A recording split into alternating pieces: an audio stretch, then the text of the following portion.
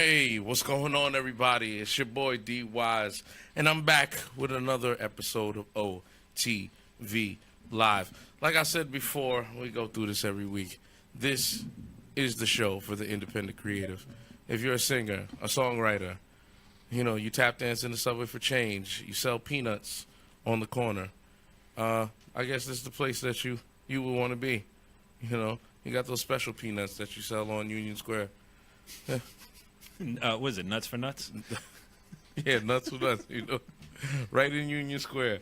It's me, your boy D Wise. We got the standby gypsy in here holding down the boards tonight. What's going on, man? How you doing tonight? Everything's all right, man. I had a good weekend. Everything is going well. Beautiful weather today. Oh, beautiful weather. Sundress is flowing. Yeah, man. There's a lot of girls out there with short skirts on. It was crazy. A lot of ass and titties around. Where were you? Were you posted up in a particular place? Or? Nah, man. I took my kid to the dentist. Oh, okay. So I'm walking around with the diaper bag and got the baby on the arm. Real attractive, D. Oh yeah, man. I got the dad bod going. It's all good. People say, "Oh my God, he's so cute." So is your ass, man. Thank you. That's right. Have a nice day. What's your Snapchat? Oh man. What's your Snapchat, girl? Yo, listen, we got a lot to get into tonight. We got some things that we're going to be announcing. There's some major things that happened a couple of weeks ago. We had a guest on, DJ Robbie Rob. When he was leaving, I was driving him back to his studio. Okay. He got word that his wife's cousin passed away. Okay. Like, you remember there was a girl who argued with her best friend's man, the one in the Bronx. It was on the news just recently. Yeah, that was her. What? Yeah. So wow. I wanted to say, rest in peace to I forgot her name, but her first name is Aaliyah. Yeah, man, that was crazy. So Yeah, condolences. Condolences to Robbie Rob's family and everything. Literally, like right after we got out of the studio. Right, he got word. Yeah, he got word. Yeah. That's tough.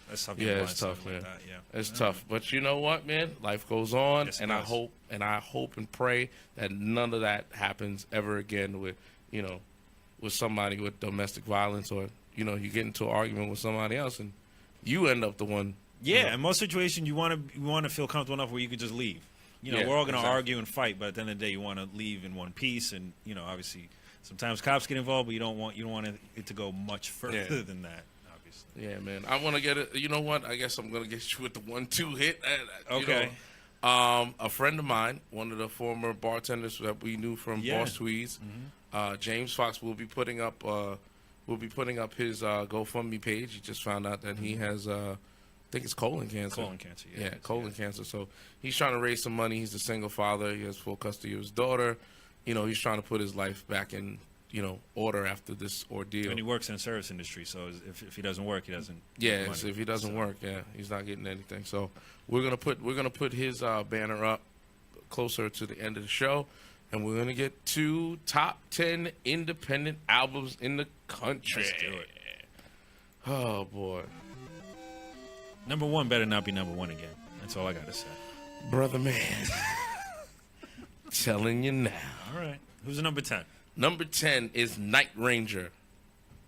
All right, so Power Rangers. We talked about that, though. Wait. The look on your face was like, it sounds like an old 70s porn, right? That's exactly what it is. And the album cover is not doing it any justice. Night Ranger. It looks like, what's the Dukes of Hazzard car? General Elite, on steroids. Yeah. It looks crazy. But I like it, though. Nah, Night Ranger, Night Ranger's been out for years. Have they been out since the 70s? I think the 80s, if I'm not mistaken. I will tell you right now. Well, with an album named Don't Let Up, I would imagine so. They haven't let up at all. Night Rangers, I think Night Ranger's been out since the 80s, probably like 84. Okay. Let me just check and see. Yeah, they're from the 80s. Their power ballad was Sister Christian back in their biggest hit, would reach number 5 on the charts. Okay. Back in 1984. Okay, I was a little young for that time, but. I mean, aren't we all? Yeah. I was damn near not even out of diapers when the song came out. I wasn't born yet. Oh, no. You lying. Number 9. The Jesus and Mary Chain. And the album is called Damage and Joy. They weren't on last week, were they? No. I feel like I've seen this cover on Tidal. I haven't checked it out. Is it a Christian group? No. Okay. No, it's an alternative band. Okay.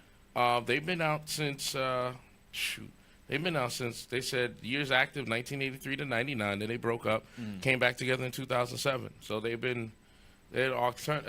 a Scottish alternative band. I like it. Okay. Yeah, from 83, man. They're not. Both of these bands are bands that I've listened to, back in the 90s or whatever. They came out with songs. So they're trying to do the comeback. Hey, listen, they got the number 10 and number 9 albums in the independent. Yeah. Keep coming back. All right, so number 8 is Paul Bearer, and the album is called Heartless. It looks like it has a lot of acoustic guitar in it. No, Paul Bearer is like a very hard, they're very hard. Like, the lead singer from Paul Bearer is amazing. Okay. I heard him, and I was like, holy shit.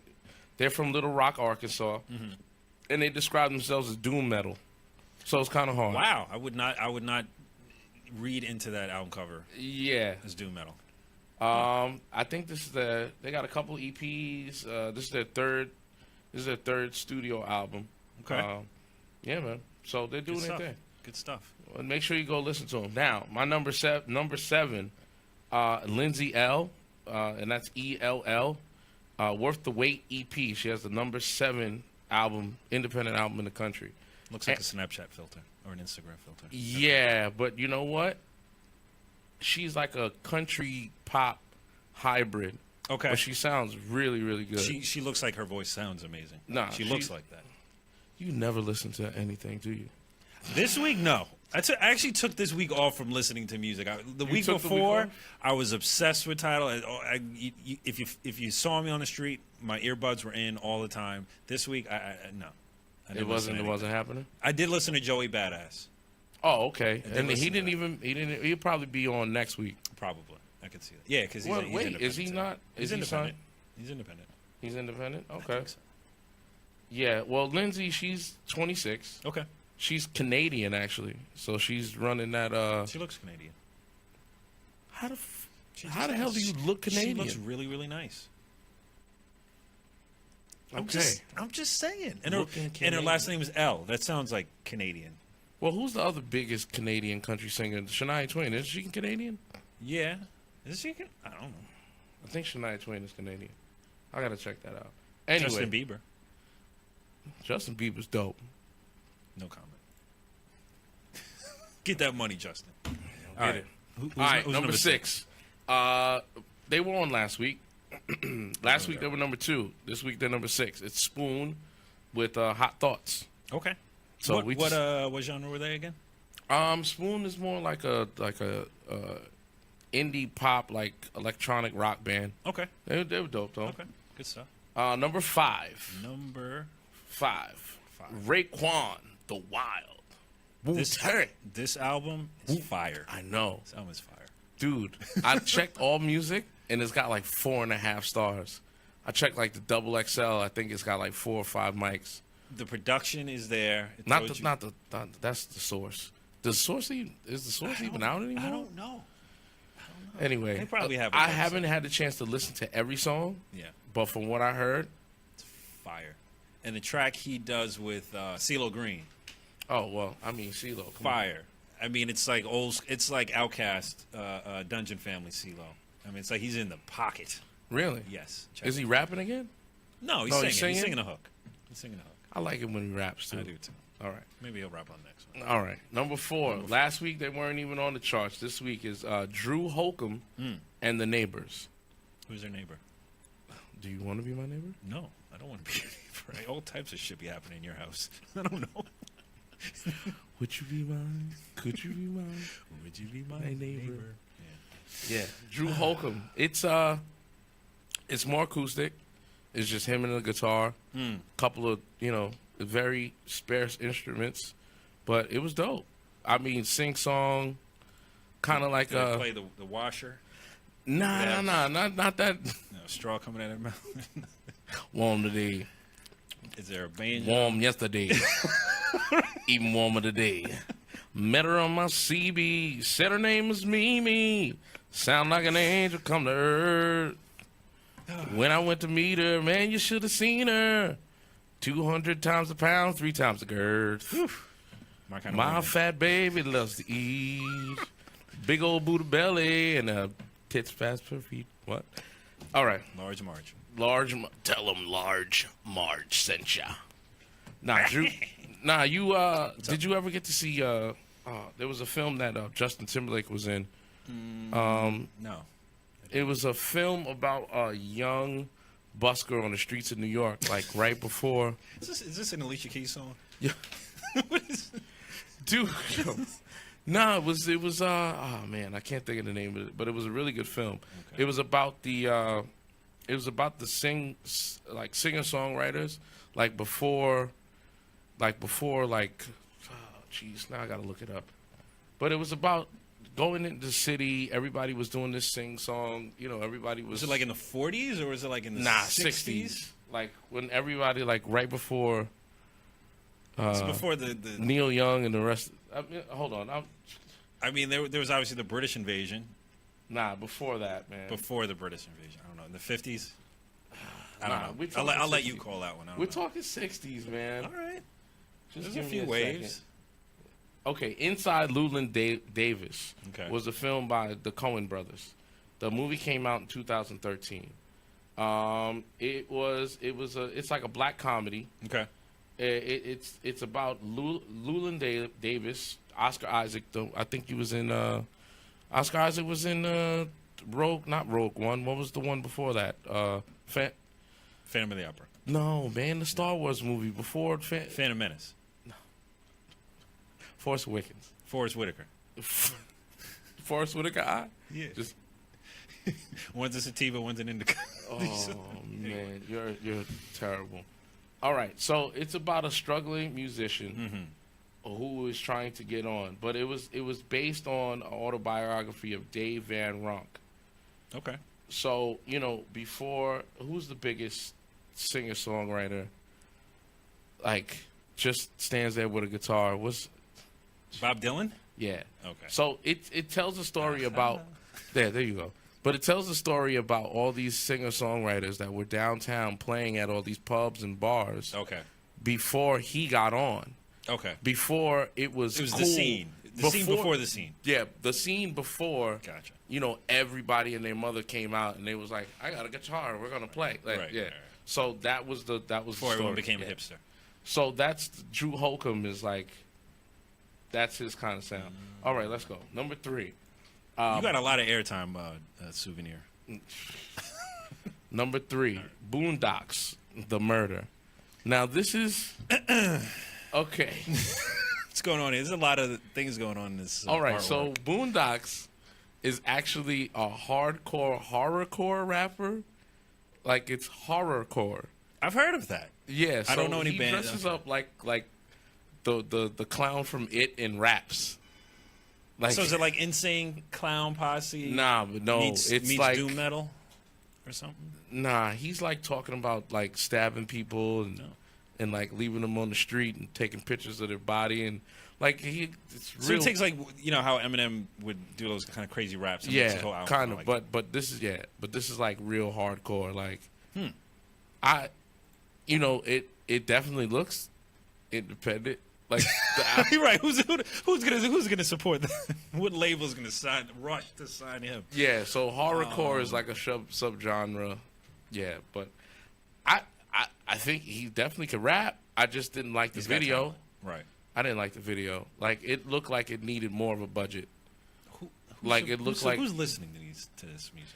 He's got the number 3 album in the country. I want to know who. Somebody. I want to know names. Yo, listen, man. You ever went to a Guar concert? I know who they are, but no. That's probably why, because I've seen them on TV. And yeah, it's a little weird. You went? Oh, man. It was crazy. You went to one? Yo, dude. I mean, fake blood sprayed on. People had tarps. They were just wow. Yeah. What am I seeing? And it was just, it was but it's a show. It's a theater. No, I get it. Yeah, I get it. It's theatrical. It's not. You know, I know. It's not for serious. Yeah, it's not for serious, man. You know, they biting fake chickens' heads off. And Yeah.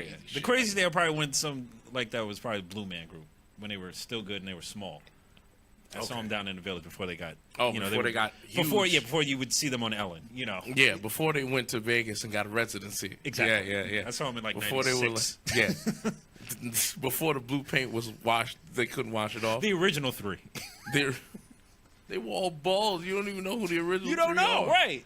And that's a good thing. Oh, you just need a bald guy. Ridiculous. Number two. Steel Panther. I know them. Lower the bar. I know them. Steel Panther, man. They have a great song. It's a parody band. Oh, what the hell is the name of their song? They're the best. I think they're the best parody like group since like Weird Al. But I mean, they only stick to 80s thrash glam metal. Yeah, glam metal. Glam metal. Yeah. So they make fun of everything. Like I saw the newest video, and they got a new one out. Yeah, he's like kicking out the girl after the concert. And he's like, "Yo, you gotta leave. Take your dog. Get out." And he's like, "Yo." He was like, "Yo, B, get out of here." Right. They got another great one where I think they're talking about blowjobs and they're all in like the bathroom, and it gets. I mean, over the top isn't even the right way to explain it. It's crazy. But they're real good musicians. They're great singers. They're hell of musicians, but they decided to be a parody band. That's fine. They're getting paid. Exactly, because they're really making talented. a lot of money, man. They are. And number one, Metallica. No, damn you, Metallica. For like the fourth week in a row, they have the number one independent album in the country, Hardwired to Self-Destruct. I feel like they're the kid in the school whose parents got all the money, so they give them all the best equipment on the sports team, so they're like always super prepared for the game, and like everyone else is independent. Dude, nobody is touching these cats, man. They got the budget. They got the money. They earned it. I'm tired of them, man. I want them. Somebody please knock Metallica out of the front. Yeah. It's not like they wake up every week saying, yes, we won the number one independent album of the week on OTV Live. They're not proud. They don't need it. They don't need us. They don't need us. They don't need us at all. Oh, man. Well, number one, that's the top 10 independent albums this week. Very nice. What's today? April the 10th. Yeah, the 10th. So, ladies and gentlemen, we have a guest in the building. We do. In fact, well, let's get to our sponsors first before we bring on our guests. Yes. Let's get to our sponsors. Last week we almost forgot. Yo, last week we almost forgot the guys that pays the bills. All right. Oh, man. Koi. Yeah, Koi Creative Space, ladies and gentlemen. Located right in the heart of White Plains, New York on Mamaroneck Avenue. Go to Koi, K-O-I, creativespace.com, and go take a tour. If you don't want to take a tour, buy a membership. Go inside. If you need a safe, quiet place to, write a script, to, draw your comic book, to have a meeting, if you don't have a space, it's for all professionals, all independent creatives. So go to KOI, that's Koi, K-O-I, creativespace.com, mention OTV Live, and you'll get 20% off your membership. Take a tour. Go talk to one of the guys. Say what's up to Jonathan Manier.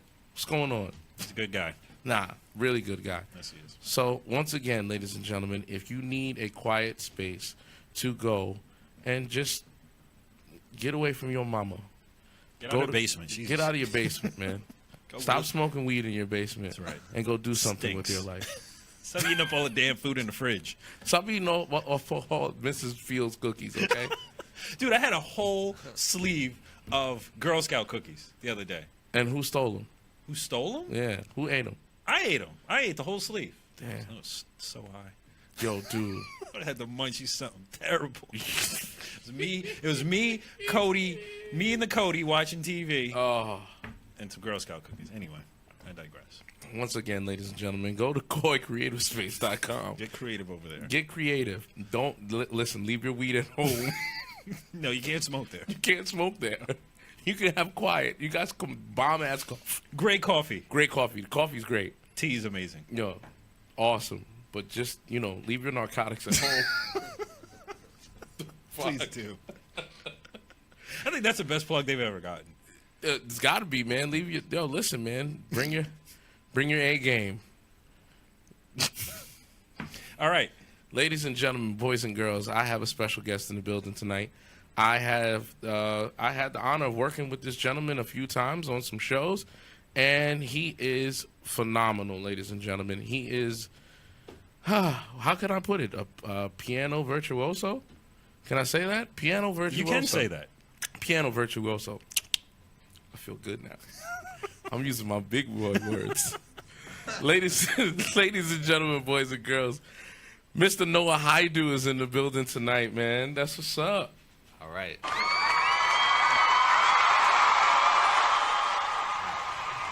All right. Yeah, man. Ladies and gentlemen, Mr. Noah Haidu is in the building. Say what's up to the people, man. All right. Hey. So, Noah, just give me a... When it comes down to it, man, we'd like to ask our guests, from the beginning, like, where did you grow up? How did you end up getting into the business? Like, how'd you end up just getting behind the piano? Well, that's the piano is easy. On my mom's side of the family, there's a lot of classical pianists. My grandmother was, and all her daughters played, and so my parents started me on piano when I was 6 years old. 6? Yeah. That's early, man.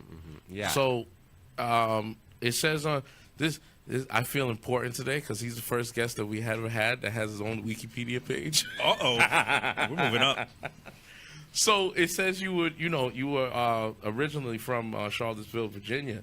So when did you move up to New York? When did your parents move up here? Okay, I moved around quite a bit. Okay. So after Charlottesville, I lived in Illinois, in Urbana, Illinois, and that's really where I started piano.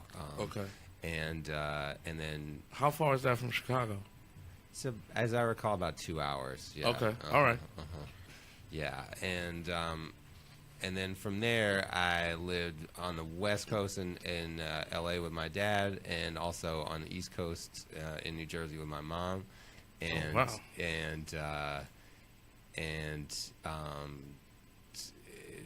Continued with the music studies both locations, and went to Rutgers in New Jersey for a couple years of jazz college. Really? And, okay. Yeah, and I got kind of burned out of studying music in school and wanted to get some. I can imagine. Right. So I decided to get some experience and was actually hanging out in Philly for a little while. Philly, baby. Philly, a lot of jazz people in Philly, man. Right. It was a great history. There's a lot of history and a lot of great music to be heard, but there wasn't actually my mom lived about 45 minutes away, so I was able to commute and go a lot, but there wasn't a ton of gigs for young musicians coming up. Okay. It was like the guys who were the guys there had all the gigs locked up. So that's what I was really doing, was just looking for gigs, trying to survive. So I ended up going to New York. When I was about 20 and started gigging. Yeah, it was like right away. I just right away started. There was lots of opportunities for a young musician because everyone's always moving around in New York. There's always something going on. Always a new gig. Always someone going out on tour. There's always something opening up. So I got a question. Just going back, so you lived in mom and dad. They lived in different places. Do you feel that moving around that much when you were a kid is one of the reasons why that you got so good at piano? Because a lot of times, I talk to, a couple artists that have moved around and move with mom, move with dad, but they concentrate on this one thing that keeps them, grounded, or they can focus on one particular thing. Do you feel like that's what made you that good? Because Gypsy, this guy's amazing. Amazing, right? Oh, thanks.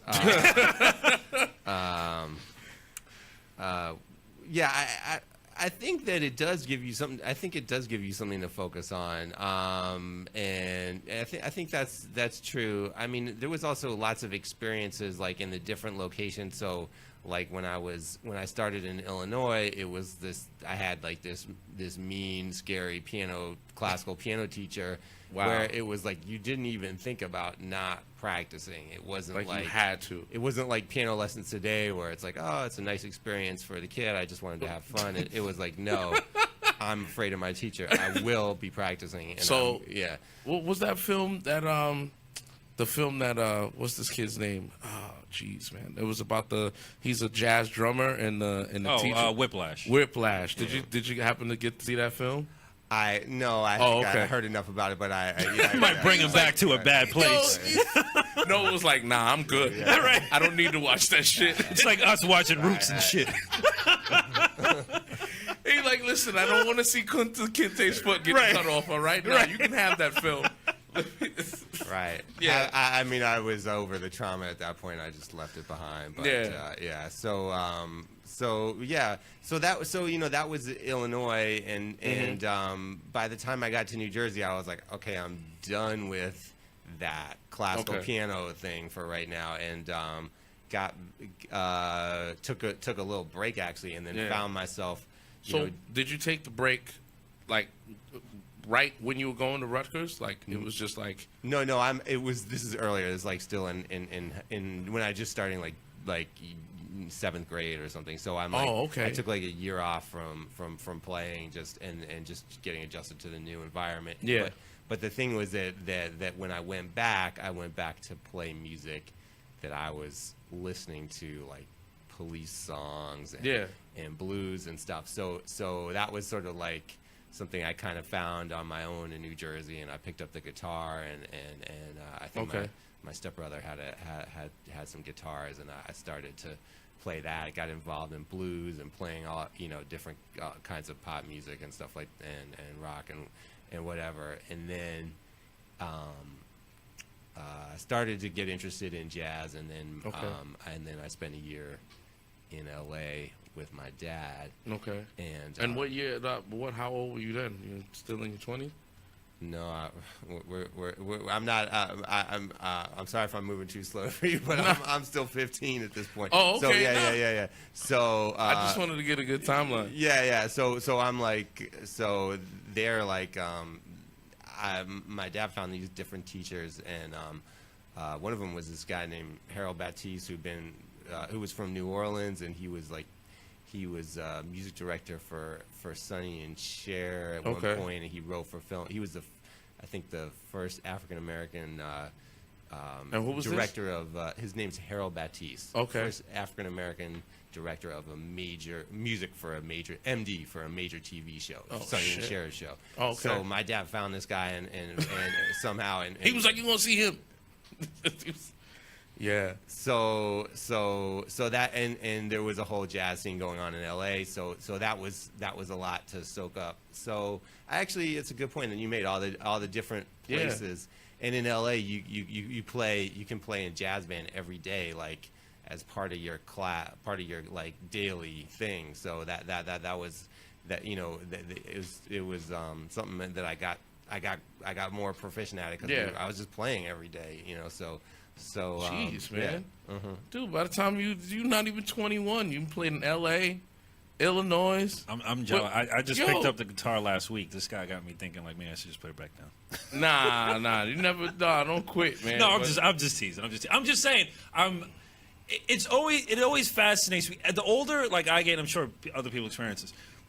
You have much more respect for people that take a craft or an art form serious at an early age, and you realize how much the people that like yourself and other artists, and even you, DY, like people that have taken their craft early on, how much time you're saving, because it's not until you get older you kind of realize, man, if I had been learning or playing, it's even like something like working out. If I had been working out since 2 years ago or whatever, I'd be great now, right? Yeah. But like someone who's been playing, an instrument, a piano in your case, you're able to travel and see the world, and so you have a totally different view on the world. I love talking and hear about musicians, their take on the world, because you guys think and see experience things completely different. Yeah, You know, see they things. see the world. You gotta see the world totally different. Like Right.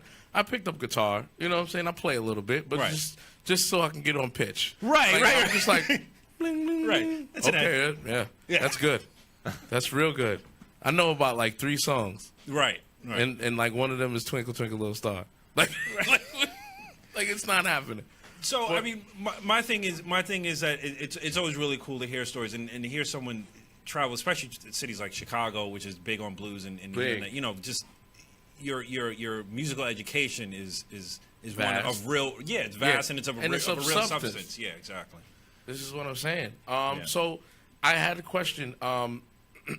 You ended up working with Kenny Barron, and Yeah. this is So that was at So that was one of the things that drew me to Rutgers. okay. So that's Rutgers. So Yeah. where did you graduate high school? Was it in New Jersey. okay? Oh, all right. Yeah. I All kind right. of back and forth from. I was started in New Jersey, went out to LA, and finished back in Jersey. Yeah. Oh, And then I shit. went to Rutgers, and And that's when you linked up with Kenny Barron. yeah, yeah. Oh, okay. So tell me a little about. I mean, Kenny is like, he's big. Like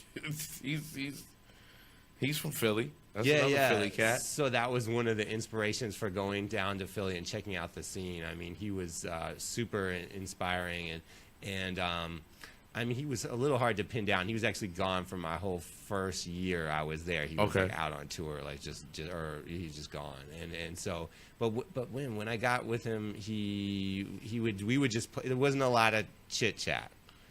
Very unlike tonight, you know. It was business. You would walk in, sit down, and play together. You'd play piano. We'd just sit down. And just he'd play. call a tune, and we would play. And he'd have a few little comments that were, you know, very, you know, and then you'd have your tape. You'd record the lesson and listen back, and Okay. you'd listen to him playing amazing stuff, and then, you know, yourself kind of sounding like shit. So that was by comparison, anyways. So, you know, that was. Man. So that was in it, and I started to think about, well, why does he play with all this, you know, feeling and just kind of oozing this jazz, you know, feeling and spirit and music, and It was less technical, more just emotion. well, he had the technique, but it was right compared to, for instance, as a 19-year-old player at that time. Yeah, Uh-huh. for me, it was all just trying to get the right notes and the right and he was on this completely other. Yeah, it was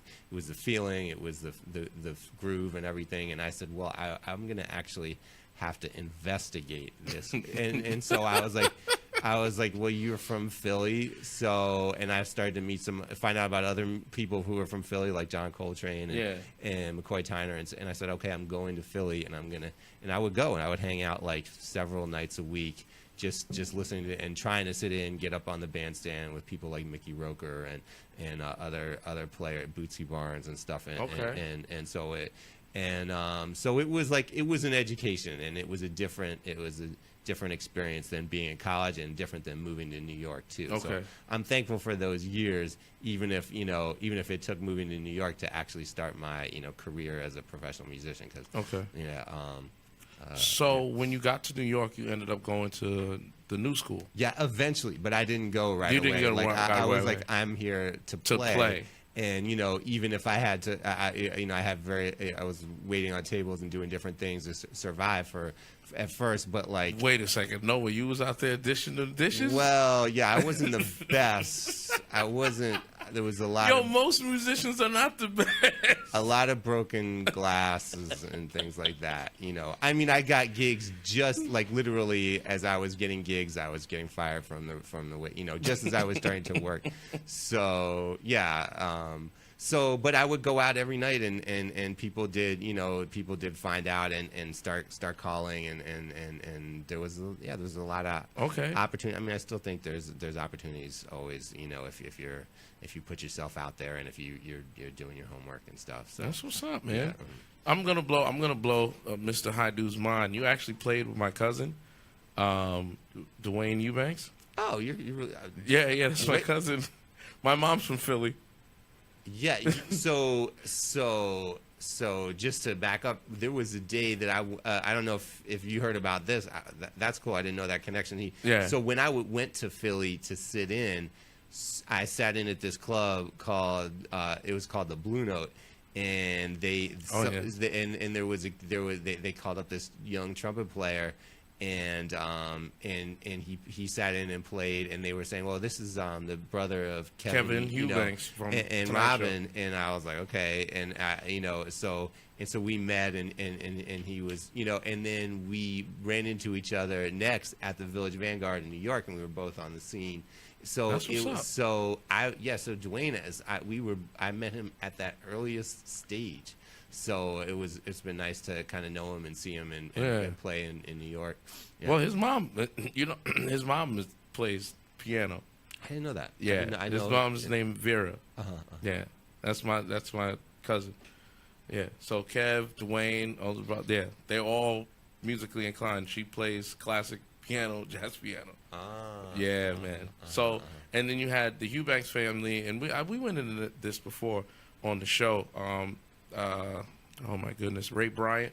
Yeah. We're all related. So it's the Rant family, which is my mom's maiden name, the Eubanks, and the Bryants. They're all. We're all like mixed in. Yeah, I used to spend every summer in Philly, either Germantown or Philly, every year. So I got to sit around and listen to Dwayne and Kev and. I'd see them. They were older than me, but they would play. I'd be down in the basement. They have a drum set. They'd go down there and jam and stuff like that. So I really got to see everybody. And then on the other side, when I used to go down with my mom, she would take me to the jazz concert, the Ray Bryant Trio. Yeah. And I used to go see them, too. Right. So, but like I was saying on the show maybe a couple weeks ago, I'd sit down there 7, 8 years old, and they're talking about, people like jazz greats that they played with, and they was just like talking like it was just like it was whatever. Like, yeah, he owes me money, and this person and that person, like, I played with him. He showed up drunk. Like, I was like, what? And they talking about everybody, But it's cool, man. I love just to sit down and just listen. I don't play an instrument that well, but boy, to see jazz musicians really go and play, that's when I went to see you the first time at Birdland. I was just like, dude, it was a trio that night. Quartet. It was a quartet. Yeah, I can't remember. I think you might have had somebody came on like a guest appearance. Right. It was just the three of you, and the drummer you had, I was just like in awe, like, and you were just out of this world, man. It was crazy. But I wanted to talk about when you started doing gigs. I know that you got into travel, so can you tell us about you got to travel a few times out of the country and perform and do some stuff, man. So tell us about a couple of spots, man. Yeah, sure. So I'll take any opportunity to travel. It's nice to see the world. It's nice to make some money and to meet some new fans and stuff. So it's a great part of the whole thing. So you got to wear the wig to get the gig. It's never come up so far. But not yet. One of our former guests came up with that phrase, so that we're gonna keep going. Keep with that one in the family. Yeah, we're gonna wear the wig to get the gig. All right. Okay. Yeah, that should be one of your artist questions at the end. Oh yeah. We'll get to those later. But go ahead, man. I didn't mean to disrupt you, man. So one place I enjoyed going to in particular was Guayaquil, Ecuador, which is an amazing. It's just an amazing country and a great city, and I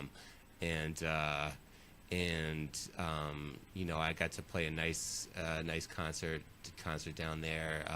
So that was a great opportunity. Actually, we did a string of gigs down there. And that was your solo stuff, or no? I was accompanying this. Actually, there's a saxophone player, and we by the name of Peter Brainen, and we went down together. We have several CDs out together with a group called Native Soul. So we went down with the quartet, and we played a couple of my tunes and his music, and all kinds of stuff actually. So Okay, that's yeah, what's up. so yeah, and yeah, that was an incredible trip, and Damn, and that's what's up.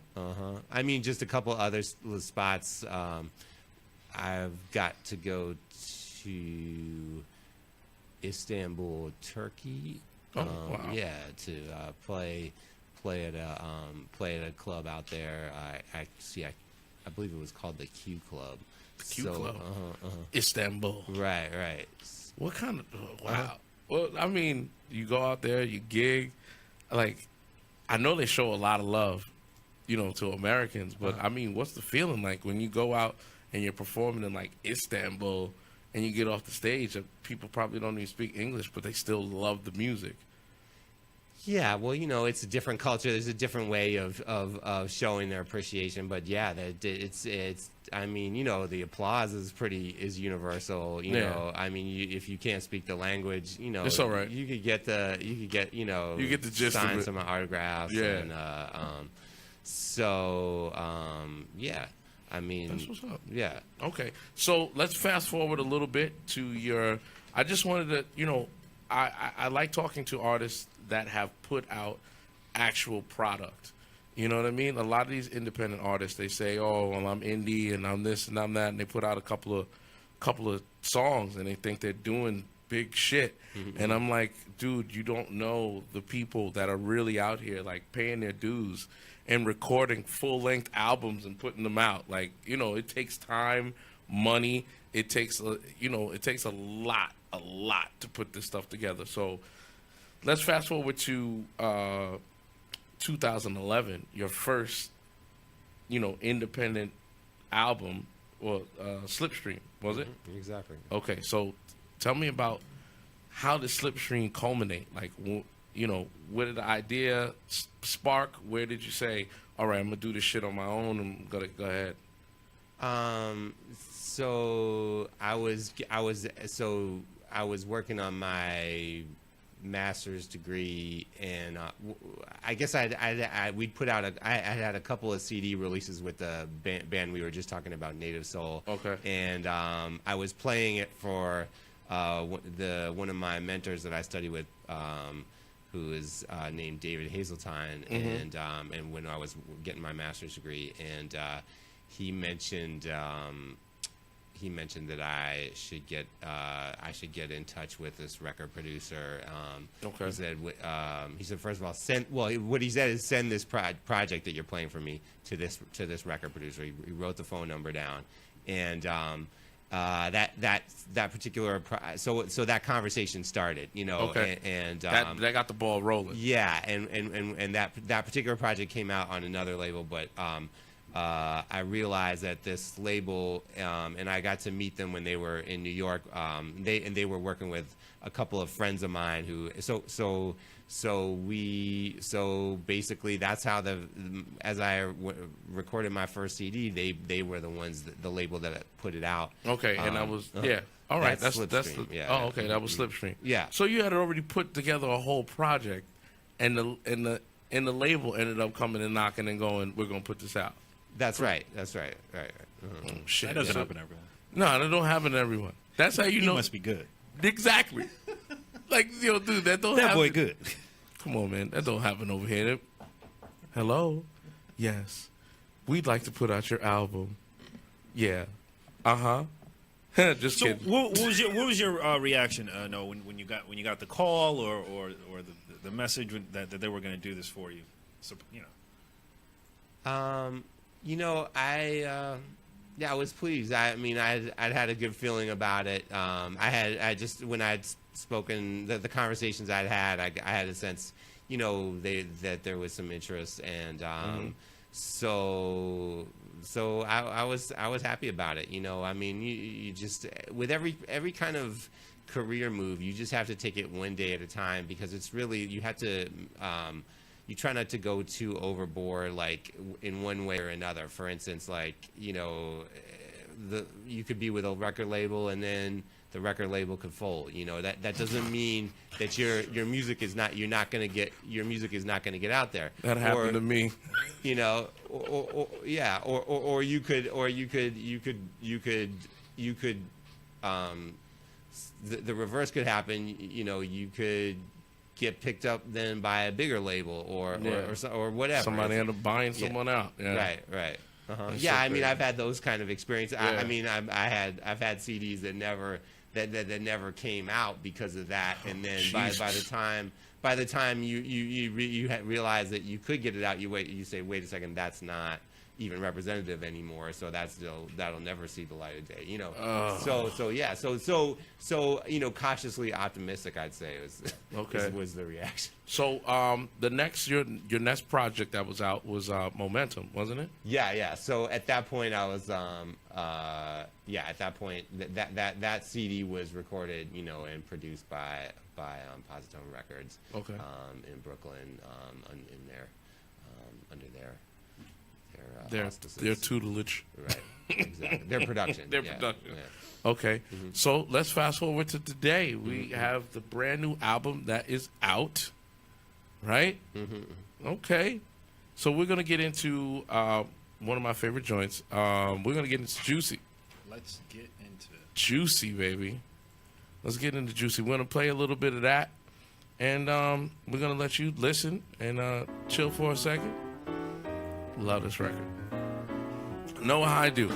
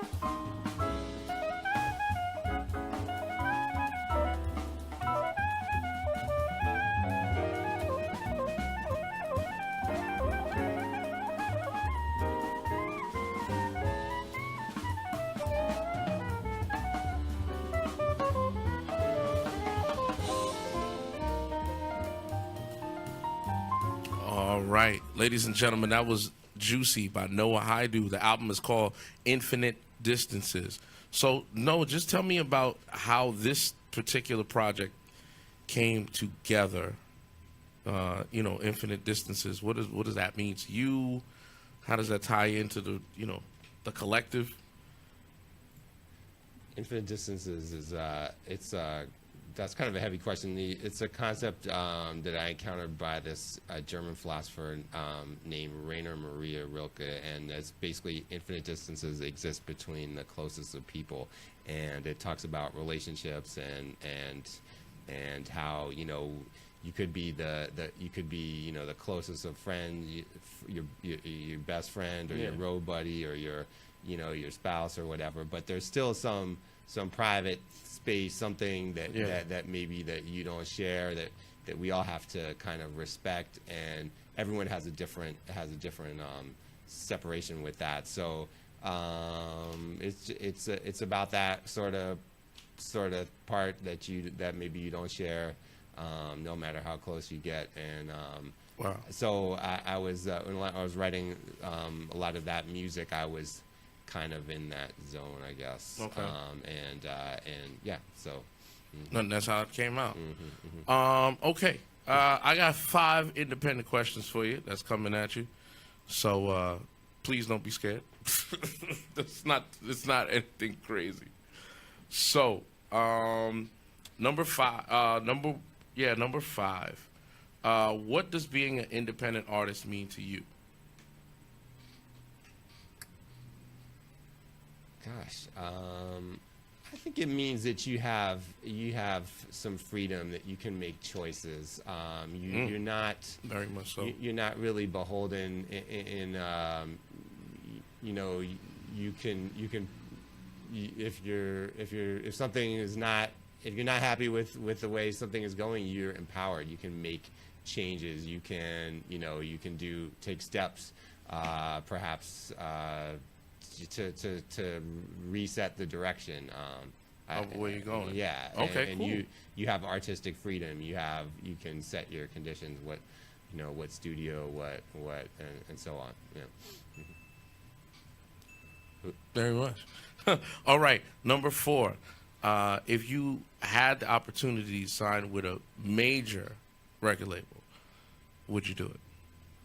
I mean, I think that I think you have to look at every individual opportunity and Weigh your options. Yeah, I mean, so there's a lot of opportunities out there. I would definitely take a look. I would be interested. It's like, yeah, you know? Let's check those numbers out real quick. Yeah, there you go. Come on, let's play. That's right. Let's go.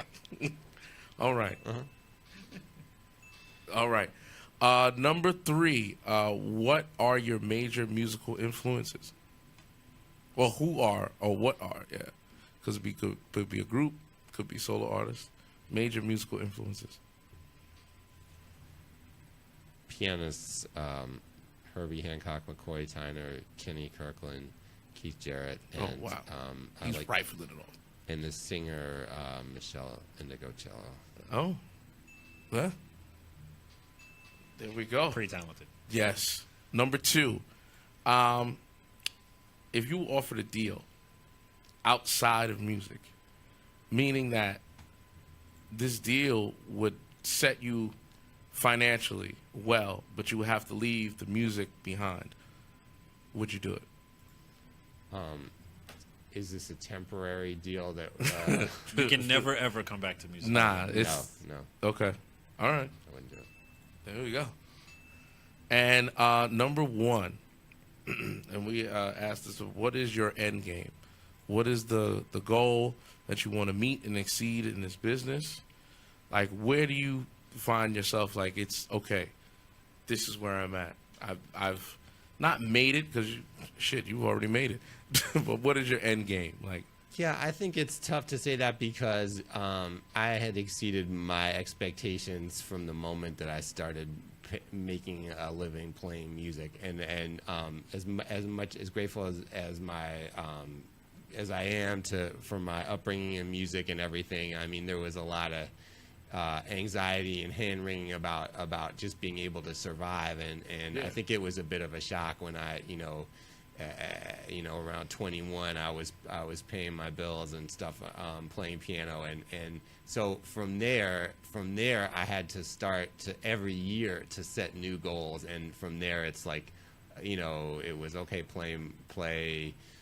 What do I want to play now, or where or making more money even, and things like that. So I've had to say, okay, but it's one thing to make a living, but then what did I want to do artistically? Okay, write my own music, play a certain type of jazz approach, and so on. So I keep evolving it. I don't think there's an end. I think whatever goals I hit, I'll immediately be looking to the next goal. So I think that's, there is no end game for you. Yeah, that's right. That's good.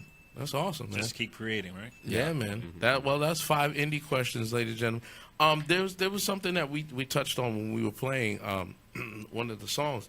When you got offered the deal, you were just like, okay, this is just it's the next opportunity.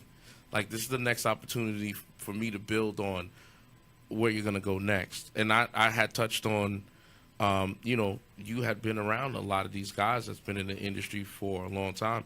So did you get a lot of good, advice and get a lot of, a lot of the jazz guys that I know from my side of the family, I said I wanted to be in the business, and they sat me down, and really it's just like, listen, look out for this, look out for that. Though, did you have good guardian angels looking out for you? I think so. Okay. I think so. Yeah. I mean, ultimately you have to kind of make your own mistakes and stuff. True. I mean, I think that the scene has, always provided for me a lot of support. I kind of, moved to New York all on my own. So the musicians that I played with became somewhat of a family, and that's ongoing. So I'll pick up the phone and talk to friends and try to get. I do it all the time. Wait, is this what does this sound right to you? Yeah. I mean, so yeah, I'm not afraid. Okay. I'm not afraid of That's great. having support like that. I mean, it's you can't really do it all on your own, Right. So one question I definitely have is, the state of jazz today. Where do you think it is? I mean, I have an opinion on it, but from somebody that's actually working in the jazz, in the jazz world, how do you feel that it's, where do you see it going, where it's come from, where it's been, like, the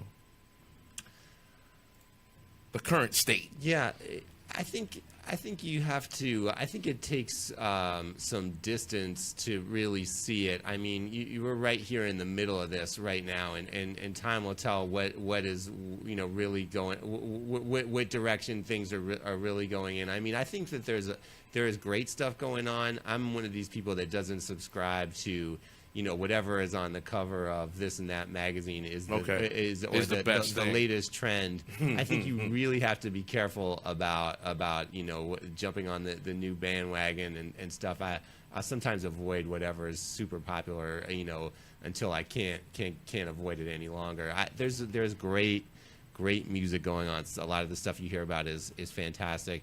Just because someone says that this is the most important thing, it doesn't mean it's the case. So you have to. I think people are afraid to really make decisions and stuff. For instance, if someone is in some way established, like they were, related to somebody famous, or they and somehow, like, that's almost.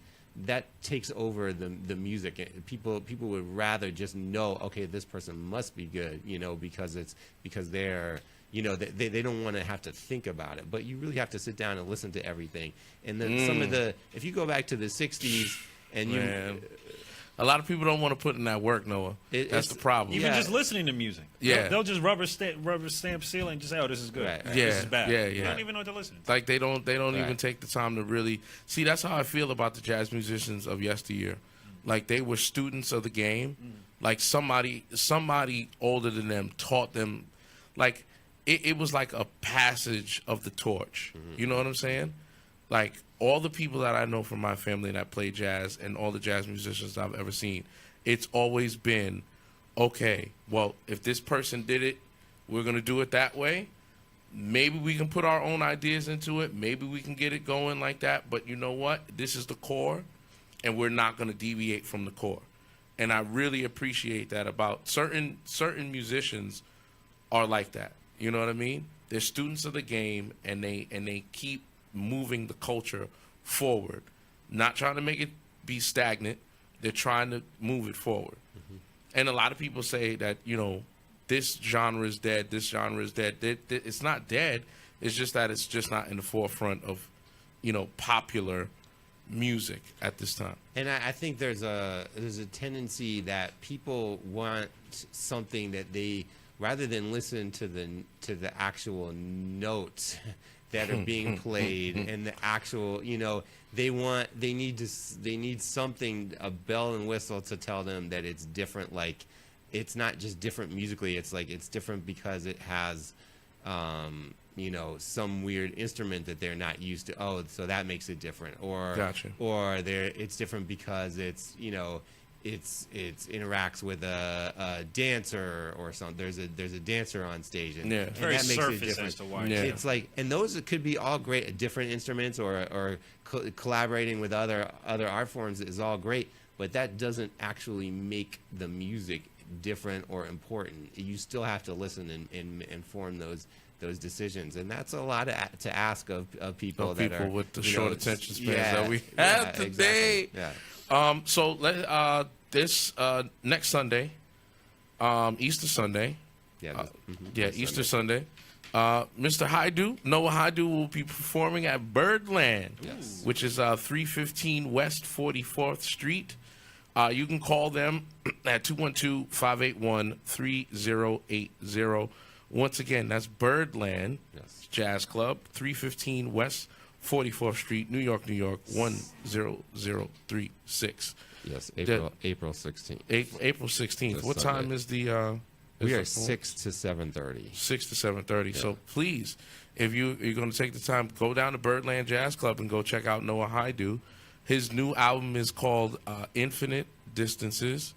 He's in the studio right now. Let's see if there's some people in the chatty. There's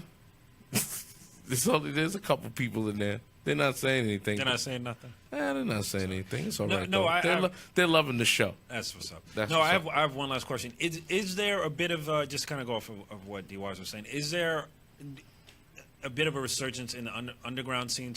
I hate using the term underground sometimes, but for the underground jazz scene, would you say there's more of a fervor now as opposed to maybe 5-10 years ago?